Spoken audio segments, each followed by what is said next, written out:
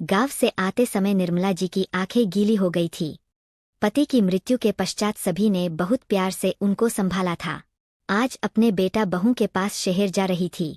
घर के बाहर टैक्सी रुकी थी। निर्मला जी टैक्सी के बाहर निकलकर इंतजार कर रही थी कि घर में से कोई उन्हें लेने आए, लेकिन घर में बेटा आर्यमन और बहू दोनों मौजूद थे, पर कोई भी बाहर नहीं आया।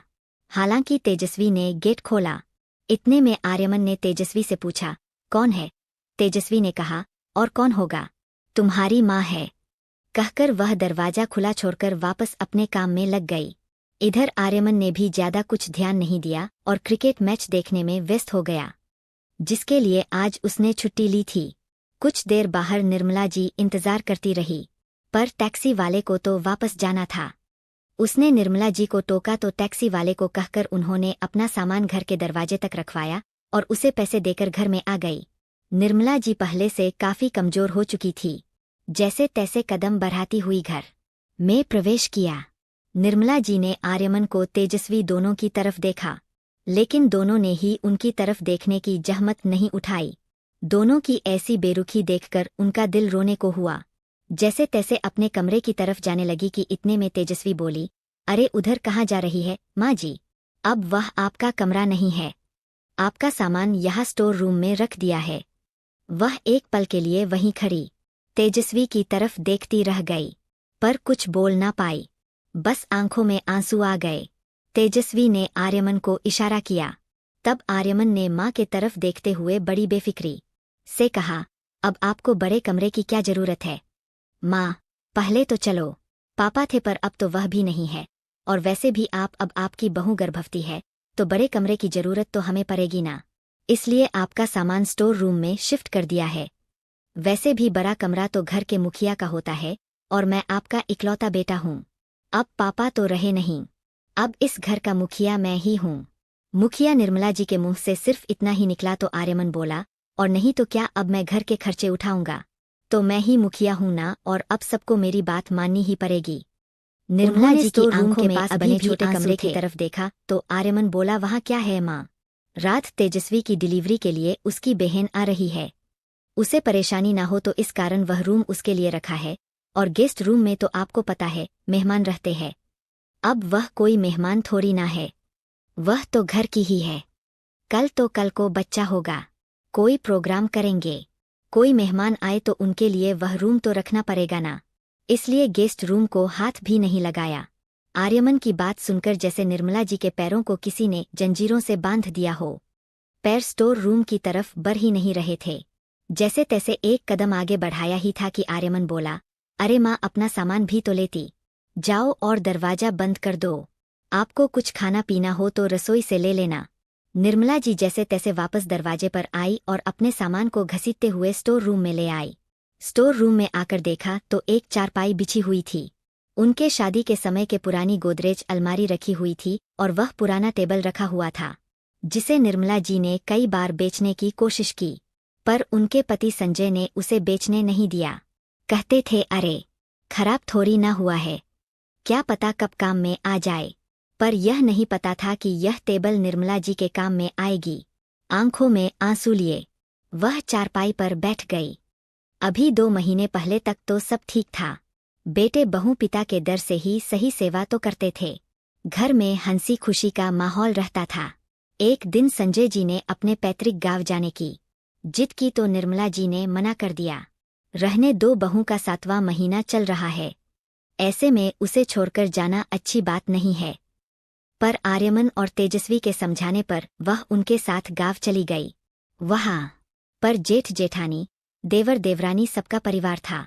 वहां जाने के कुछ दिन बाद ही उनकी तबीयत बिगड़ गई और कुछ ही घंटे में उन्होंने दम तोड़ दिया। सब कुछ जैसे वहीं रुक गया था। उनका अंतिम संस्कार भी वहीं पैतृक गांव में हुआ था। 15 दिन के कार्यक्रम होने के बाद आर्यमन और तेजस्वी तो वापस आ गए, लेकिन निर्मला जी को उनकी जेठ जेठानी ने वहीं रख लिया था, यह कहकर कि इसे 1.25 महीने बाद ही अपनी जगह छोड़नी है। आज 1.25 महीने बाद वह गांव से लौटी थी। वह भी अकेले, वहां तो पूरा परिवार स्टेशन पर छोड़ने आया था, पर यहाँ आरे देर रात उन्हें नींद आई। इस कारण से सुबह नींद देर से खुली। उठकर बाहर आई तो देखा सब हंसकर बोलकर चाय नाश्ता कर रहे हैं। सबकी प्लेट में गर्मागर्म पोहे और जलेबी नजर आ रहे थे। निर्मला जी को देखते ही सब चुप हो गए। इतने में आर्यमन बोला, माँ आप अपने कमरे में बैठिए, आपका नाश्ता मैं कमरे में ही लेकर आता हूँ। उसके बाद सुनकर निर्मला जी वापस कमरे में चली गई। थोड़ी देर बाद आर्यमन चाय नाश्ता लेकर कमरे में आया और निर्मला जी को देखकर बोला, माँ यह नाश्ता कर लो और भगवान के लिए जहाँ तक हो सके आप कमरे में ही रहो। निर्मला जी हैरानी से आर्यमन की तरफ देखने लगी। उनके प्रश्नों को भांपते हुए आर्यमन बोला, देखो माँ मुझे पता है कि आपको पापा के जाने का बहुत दुख है, लेकिन कर भी क्या सकते हैं। उनकी तो उम्र हो गई थी इसलिए वह चले गए। लेकिन आप दुखी चेहरा लेकर बार बार तेजस्वी के सामने आएंगी तो होने वाले बच्चे पर गलत असर पड़ेगा, इसलिए कह रहा हूँ आप अंदर ही रहो। और वैसे भी सब लोग कहते हैं कि एक विधवा कहते कहते आर्यमन एकदम से रुक गया और वापस बाहर चला गया। निर्मला जी आर्यमन की बात सुनकर बिल्कुल हैरान रह गई। अब तो उनका दिल जोर जोर से रो रहा था।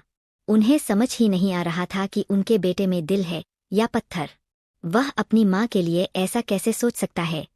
उसकी माँ विधवा है तो उसका साया वह अपनी पत्नी और होने वाले बच्चे पर नहीं पड़ने देना चाहता। अभी 2 दिन में उसने मुझे इतना कुछ सिखा दिया तो यह तो मेरी जिंदगी नरक बना देगा। सोच सच कर निर्मला जी से चाय नाश्ता भी नहीं करते बना। उनके आंसू फूट पड़े। वह जोर जोर से रो रही थी, पर उन्हें चुप करने के लिए कोई भी कमरे में नहीं आया। आखिरकार काफी देर तक रो लेने के बाद खुद ही थक हार कर चुप हो गई। अपने पल्लू से अपने आंसू खुद ही पोंछ लिए।